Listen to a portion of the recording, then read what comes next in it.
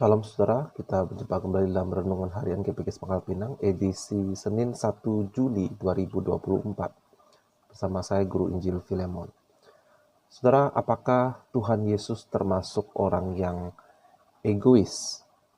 Kalau kita bertemu dengan seseorang yang sangat mementingkan dirinya, mendesak kita untuk menuruti, untuk menghargai dia, kita secara otomatis akan kurang suka terhadap kelakuan orang itu. Lebih baik kalau seseorang tidak banyak mendesak dan dia membuktikan kelayakan dirinya. Seberapa baik dia, baru kita akan dengan senang hati menghargai, menghormati, menaati orang tersebut, bukan? Nah, tetapi saudara, di dalam kasus Tuhan Yesus, ceritanya cukup berbeda. Saya akan membacakan dari Injil Matius pasal 10, ayat 34 hingga 40. Sebelumnya mari kita berdoa sejenak. Tuhan, kiranya Engkau menolong kami untuk kembali memahami perkataan-Mu, dan hanya Engkau saja yang layak untuk mengatakan kalimat-kalimat yang sebentar akan kami baca, kami renungkan. Dan biarlah kami dengan sukacita memahami maksud Engkau, bahwa Engkau memang layak untuk berkata demikian. Tolonglah kami untuk tidak hanya mengerti, tetapi juga untuk menyukai, mengasihi perkataan-Mu ini. Dalam nama Tuhan Yesus kami berdoa dan memohon. Amin. Saudara, Tuhan Yesus berkata, "Jangan kamu menyangka bahwa aku datang untuk membawa damai di atas bumi. Aku datang bukan untuk membawa damai, melainkan pedang. Sebab aku datang untuk memisahkan orang dari ayahnya, anak perempuan dari ibunya, menantu perempuan dari ibu mertuanya, dan musuh orang ialah orang-orang seisi rumahnya. Barang siapa mengasihi ibu, bapak atau ibunya lebih daripadaku, ia tidak layak bagiku. Dan barang siapa mengasihi anaknya laki-laki atau perempuan lebih daripadaku, ia tidak layak bagiku. Barang siapa tidak memikul salibnya dan mengikut aku, ia tidak layak bagiku. Barang siapa mempertahankan nyawanya, ia akan kehilangan nyawanya. Dan barang siapa kehilangan nyawanya karena aku, ia akan memperolehnya. Barang siapa menyambut kamu, ia menyambut aku. Dan barang siapa menyambut aku, ia menyambut dia yang mengutus aku." Amin. Demikian pembacaan firman Tuhan. Saudara, ini adalah salah satu perkataan Tuhan Yesus yang paling keras yang tercatat, yang diucapkan oleh Tuhan Yesus. Gambaran umum orang-orang awam tentang Tuhan Yesus adalah seseorang yang ramah, yang lemah lembut dan rendah hati. Dan memang benar dia demikian. Tapi gambaran itu seolah runtuh saat membaca kalimat-kalimat yang dia ucapkan tadi. Menimbulkan pertanyaan, mengapa Tuhan Yesus nampak begitu bersikeras akan kepentingan dirinya? Mengapa Tuhan Yesus yang rendah hati terdengar seolah menyombongkan dirinya sendiri? Nah saudara, bahkan Tuhan Yesus sampai mengatakan, kehilangan nyawa demi diri Tuhan Yesus, seseorang justru baru bisa menyelamatkan nyawanya sendiri. Jadi inilah lagi-lagi pernyataan yang luar biasa tentang siapakah dirinya. Saudara, di saat ada agama lain yang mengklaim Tuhan Yesus itu sebagai nabi yang penting dan patut untuk dihormati, ditaati, tetapi bagi mereka Yesus hanyalah seorang nabi. Tetapi di dalam kitab suci, di dalam firman Tuhan, Tuhan Yesus mengatakan bahwa dia lebih tinggi daripada seluruh nabi. Dan karena begitu penting dirinya, sampai-sampai bila ada anggota keluarga yang berbeda pendapat tentang siapakah diri Yesus itu, maka Tuhan Yesus mengatakan keluarga itu patut terpecah belah. Kata yang diulang oleh Tuhan Yesus tentang seperti apa orang yang baru akan dia terima adalah dia memakai kata layak. Kalau seseorang lebih mengasihi sesuatu lebih daripada dirinya, orang itu tidak layak. Itu kata Tuhan Yesus. Sehingga kita sewajarnya bertanya, emangnya siapakah Tuhan Yesus sampai dia layak menerima ketaatan tertinggi kita, pengabdian diri kita, dedikasi yang begitu rupa. Nah saudara, untuk mendapatkan gambaran tentang seberapa layaknya Tuhan Yesus, Saya mengajak kita melihat bagian lain dalam kitab suci, yaitu dari Wahyu pasal 5 beberapa ayat.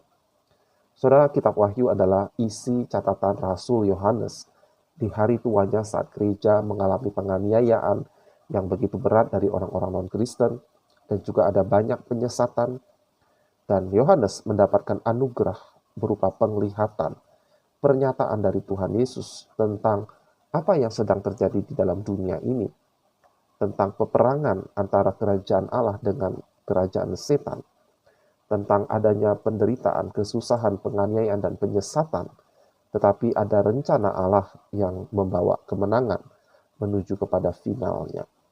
Nah, saudara, sentral dari rencana kemenangan Allah ini adalah Yesus Kristus. Yesus Kristus yang datang sebagai kurban penghapus dosa. Itu untuk mematahkan pekerjaan iblis. Tuhan Yesus digambarkan sebagai singa dari Yehuda, tetapi ketika dia muncul, dia digambarkan sebagai anak domba yang sudah tersembelih. Nah, saudara, Tuhan Yesus adalah kunci kemenangan Allah dan kunci kemenangan manusia, umat Allah. Ini diperlihatkan lewat pengalaman pernyataan apokaliptik kepada Yohanes dalam bentuk narasi berikut ini, ayat 2. Dan aku melihat seorang malaikat yang gagah, yang berseru dengan suara nyaring, katanya, siapakah yang layak membuka gulungan kitab itu dan membuka meterai-meterainya? Jadi sebelumnya ada nampak sebuah gulungan kitab yang termeterai, dan itu adalah simbol tentang rahasia dunia ini, rencana Allah akan dunia ini. Ayat 3, tetapi tidak ada seorang pun yang di surga, atau yang di bumi, atau yang di bawah bumi, yang dapat membuka gulungan kitab itu, atau yang dapat melihat sebelah dalamnya. Saudara bayangkan, tidak seorang pun yang dianggap layak atau bisa membukanya. Tidak termasuk juga tidak layak, tidak bisa malaikat yang gagah itu. Tidak juga malaikat-malaikat yang lain atau tua-tua di surga. Pertanyaan kontroversial, apakah termasuk Allah Bapa? Kalau kita membaca ayat 1, Allah Bapa nampak ada di dalam adegan itu. Dia sedang duduk di tahtanya. Dan bila Allah Bapa ada saat itu, mengapa dikatakan tidak ada seorang pun di surga dapat membuka gulungan kitab itu? Nah, saudara, jawabannya adalah karena Bapa tidak melakukan apa yang Tuhan Yesus lakukan. Dan gulungan kitab itu sekali lagi adalah simbol tentang kunci sejarah dunia ini. Ya, tentang apa menyelesaikan masalah di dalam dunia ini. Ayat 4, maka menangislah aku, Rasul Yohanes, dengan amat sedihnya karena tidak seorang pun yang dianggap layak untuk membuka gulungan kitab itu ataupun melihat sebelah dalamnya. Jadi Yohanes menyadari arti penting dari gulungan kitab itu yang akan menyelesaikan misteri perjuangan dari umat Tuhan. Lalu berkatalah seorang dari tua-tua itu kepadaku, jangan engkau menangis. Sesungguhnya singa dari suku Yehuda, yaitu tunas Daud, telah menang, sehingga ia dapat membuka gulungan kitab itu dan membuka ketujuh meterainya. Jadi hanya Yesus sang Mesias, sang anak domba, si singa dari Yehuda yang bisa membuka, karena dia sudah menang. Kapan? Kita menemukan jawabannya dari ayat 9 dan 10. Dan mereka menyanyikan suatu nyanyian baru, katanya, engkau layak menerima gulungan kitab itu dan membuka meterai-meterainya, karena engkau telah disembelih, dan dengan darahmu engkau telah membeli mereka bagi Allah dari tiap-tiap suku dan bahasa dan kaum dan bangsa. Dan engkau telah membuat mereka menjadi suatu kerajaan dan menjadi imam-imam bagi Allah kita. Dan mereka akan memerintah sebagai raja di bumi. Jadi Tuhan Yesus layak karena dia telah dibunuh. Dan dengan darahnya, ia membeli umat Allah bagi Allah dari tiap suku, kaum, bahasa, dan bangsa. Jadi dengan kata lain, Yesus menang karena dia mati di atas kayu salib. Sehingga dialah satu-satunya yang dapat membuka meterai itu dan membaca gulungannya. Sekali lagi, ini adalah makna simbolis bahwa hanya Yesus yang menyelesaikan rencana Allah. Dialah penebusan dosa. Dialah yang akan menciptakan langit dan bumi yang baru. Dialah yang akan Dia yang sudah mengalahkan kuasa maut, mematahkan tipu muslihat iblis, senjata iblis dengan dosa, karena dia telah menyelesaikan hukuman dosa, dan dia jugalah yang akan menghukum setan dan pengikutnya ke dalam api neraka. Sebagai respons, perhatikan apa yang dilakukan para malaikat, dan tidak hanya malaikat. Saya bacakan ayat 11 hingga 14. Maka aku melihat dan mendengar suara banyak malaikat di sekeliling tahta, makhluk-makhluk dan tua-tua itu, jumlah mereka berlaksa-laksa dan beribu-ribu laksa. Di terjemahan cukup lama, artinya beribu-ribu dan beribu-ribu-ribu, katanya dengan suara nyaring, anak domba yang disembeli itu layak untuk menerima kuasa dan kekayaan dan hikmat dan kekuatan dan hormat dan kemuliaan dan puji-pujian. Dan aku mendengar semua makhluk yang di surga dan yang di bumi dan yang di bawah bumi dan yang di laut dan semua yang ada di dalamnya berkata, bagi dia yang duduk di atas tahta dan bagi anak domba adalah puji-pujian dan hormat dan kemuliaan dan kuasa sampai selama-lamanya. Dan keempat makhluk itu berkata, amin. Dan tua-tua itu jatuh tersungkur dan menyembah. Saudara, ini adegan yang luar biasa yang disaksikan oleh Rasul Yohanes, yang dia tuliskan, dia bagikan kepada gereja untuk mengingatkan kepada jemaat mengapa mereka menderita, mengapa mereka dianiaya, kepada siapa mereka mengabdi. Karena Yesus Kristus, Sang Juru Selamat, Raja di atas segala raja. Sebuah istilah yang jangan kita dengar dengan ringan. Raja di atas segala raja, kita perhatikan segala makhluk di surga, di bumi, di bawah bumi, di laut, semuanya memuji, mengagungkan Yesus Kristus pada akhirnya. Jadi dengan mengetahui jati diri Yesus Kristus, dia adalah puncak kunci dari sejarah alam semesta itu, maka perkataan Tuhan Yesus tentang seperti apakah orang yang baru akan dia terima, dia anggap layak menjadi umatnya, itu kalau orang itu mengasihi Yesus lebih daripada segala sesuatu, itu adalah perkataan yang sama sekali tidak berlebihan. Itu adalah perkataan yang masuk akal.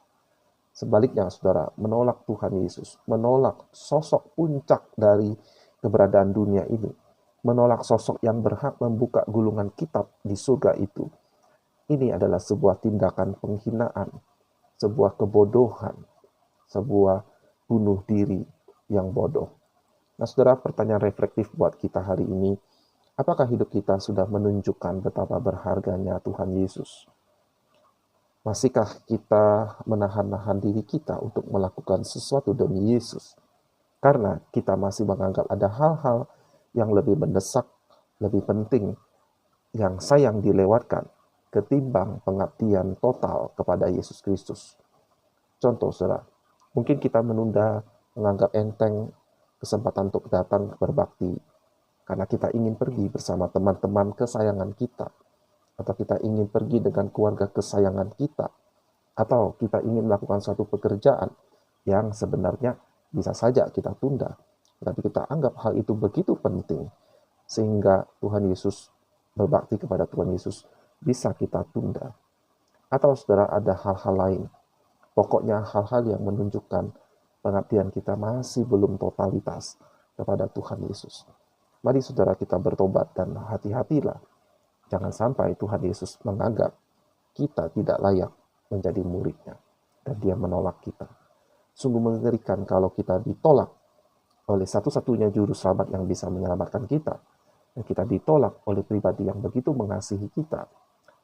Sungguh mengerikan kalau kita sampai ditolak oleh Raja dari segala raja. Jangan sampai itu terjadi, saudara. Mari kita gunakan kesempatan waktu kita hidup untuk mengabdi kepadanya setotalitas mungkin. Kiranya Tuhan menolong. Sampai jumpa di episode berikutnya. Tuhan Yesus memberkati.